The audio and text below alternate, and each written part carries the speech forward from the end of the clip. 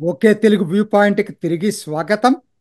తమిళనాడు వారం రోజుల నుంచి రాజకీయ ప్రకంపనలు సృష్టిస్తూనే ఉంది.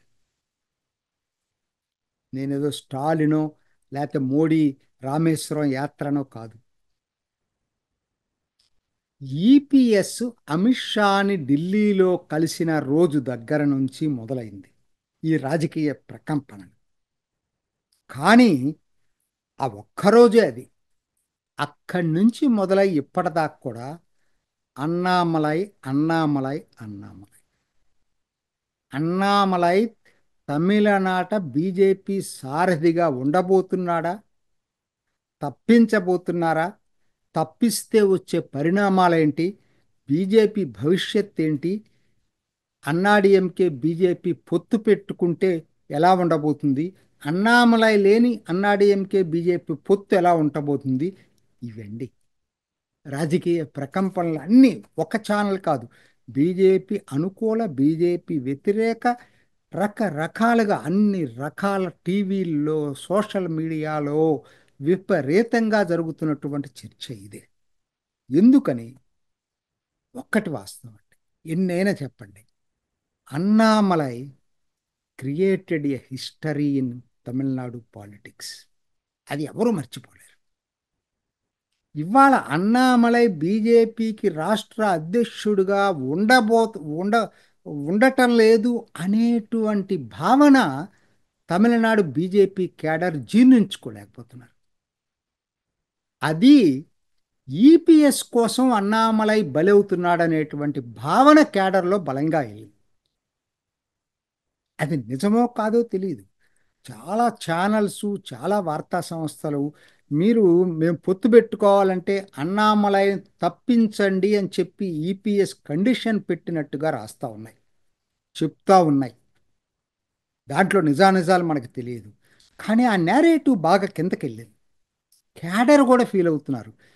ఈపీఎస్ కోసం అని చెప్పి అన్నామలైని తప్పిస్తారా అని అడుగుతున్నారు. మరి కొంతమంది ఏం చెప్తున్నారు?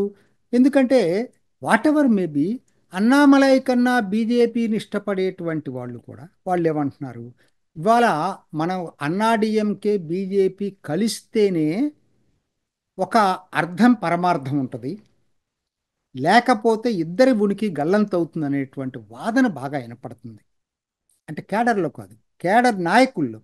కేడర్లో మాత్రం అన్న ఏదైనా కానీ పొత్తు పెట్టుకోవద్దని వాళ్ళు ఎవరు చెప్పట్లా. అన్నామలై ఉండాలని కోరు. ఈ రెండిటికి చాలా తేడా ఉంది. ఎందుకు? మీరు ఒకసారి ఆలోచిద్దామండి. ఇప్పుడు అన్నామలైని తప్పించి వేరే వాళ్ళని సారథిగా పెట్టి అన్నాడీఎంకే తోటి పొత్తు పెట్టుకున్నారనుకోండి. ఫస్ట్ వచ్చేదేంటి? ఫస్ట్ వచ్చేదేంటి? అన్నాడీఎంకే తోటి పొత్తు కోసం అన్నామలైని బలి చేశారనేది క్యాడర్ బలంగా నమ్మే అవకాశం ఉంది. ఇది పార్టీకి డేంజరా కాదా? ప్రతి ఒక్కరు ఆలోచించాల్సినటువంటి విషయం. రెండోది, మీరు ఆ పొత్తు ఎలా ఉంటుంది? పొత్తు ఇప్పటికొస్తున్న వార్తలు ఏంటంటే అన్నాడీఎంకే ఆఫర్ చేసింది కేవలం 21 సీట్లట. అంటే పోయినసారి 21 సీట్లు ఇచ్చారు బీజేపీకి. అదే గనక 20కి డబుల్ అయినా 40 అయినా కూడా జనం యాక్సెప్ట్ చేయరు అక్కడ. పోయినసారి ఎంత తేడా ఉందండి?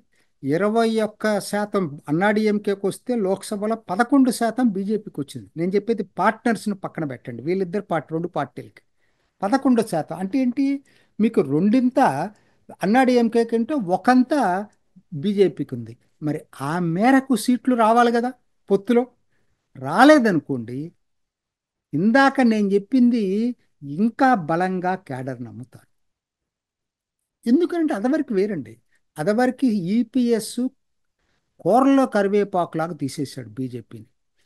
చివరి నిమిషం దాకా సీట్లు అనౌన్స్ చేయకుండా చివరిలో కొన్ని బలహీనమైన సీట్లు ఇచ్చి బీజేపీని దెబ్బతీసిందే ఈపీఎస్.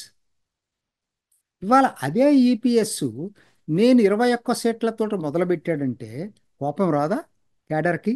నాయకులకు రాకపోవచ్చు, కేడర్కి కోపం వస్తుంది. ఎవరండి నాయకులు తమిళనాడులో? వాళ్ళు ఉన్నంతకాలం 3% మించి బీజేపీ పెరిగిందా? నాయకుడు పాత్ర చాలా ఇంపార్టెంట్ ఎక్కడైనా కూడా. ఇవాళ బీజేపీ అధికారంలోకి వచ్చిందంటే దేశంలో మోడీని చూసి వచ్చింది. ఆర్గనైజేషన్గా బీజేపీకి చాలా పెద్ద ఆర్గనైజేషను, పటిష్టమైన క్యాడర్ ఉంది, ఒప్పుకుంటాను. అదొక్కటే సరిపోదండి ఎన్నికల్లో గెలవటానికి. అట్లనే ఇవాళ గనక ఇక్కడ తమిళనాడులో 3 నుంచి 11% పెరిగి ఇవాళ మనం ఇట్లా మాట్లాడుకుంటున్నామంటే రెండొంతులు అన్నాడీఎంకే కూటమికైతే ఒక వంతు బీజేపీ కూటమికి రావాలని కేవలం అన్నామలై వల్లనే అది సాధ్యమైంది. అది మనం మర్చిపోవద్దు.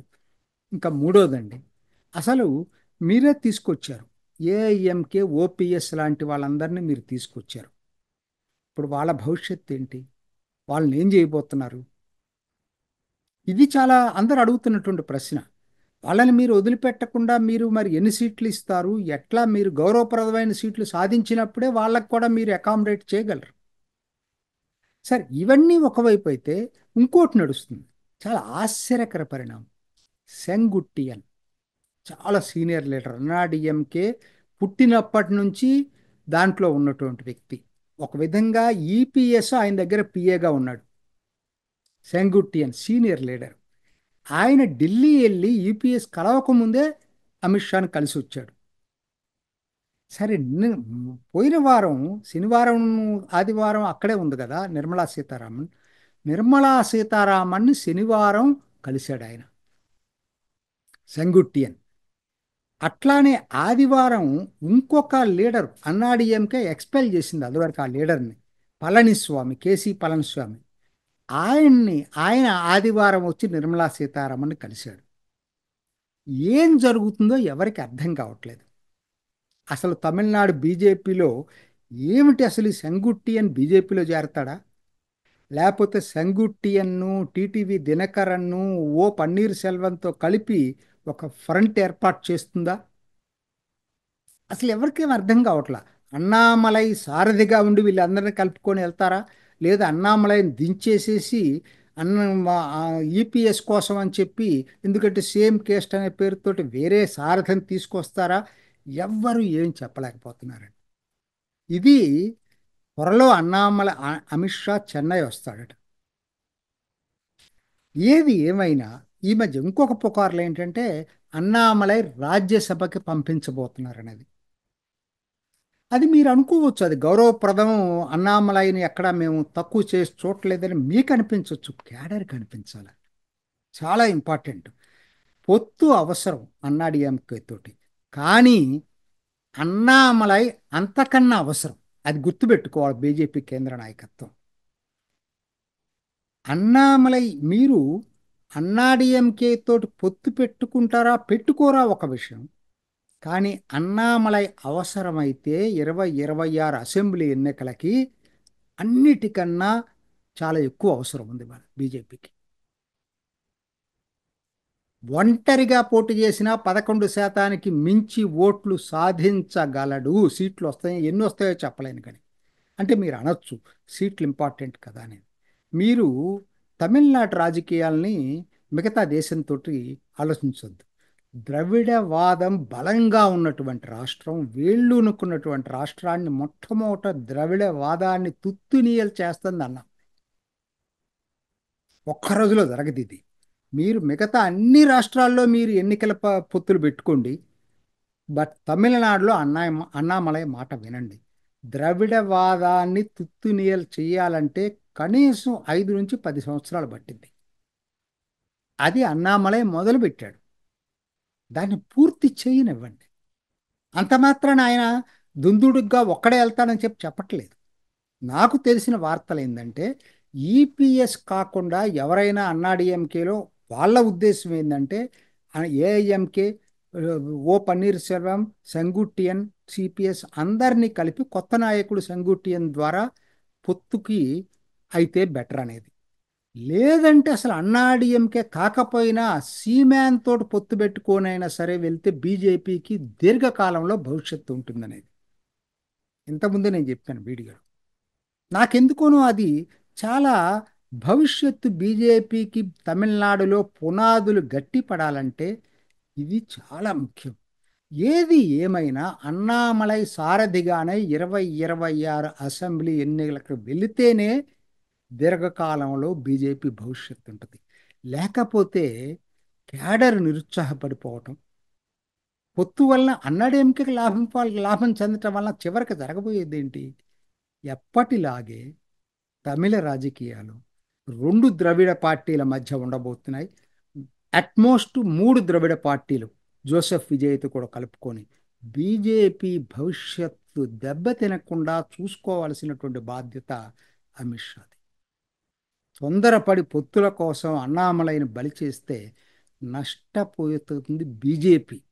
అన్నాడీఎంకే లాభపడవచ్చు, బీజేపీకి మాత్రం తీవ్ర నష్టం జరుగుతుందనేది మాత్రం నా ప్రగాఢ నమ్మకం. చూద్దాం ఏం జరుగుతుంది. ఇది ఈనాటి ఓకే తెలుగు వ్యూ పాయింట్.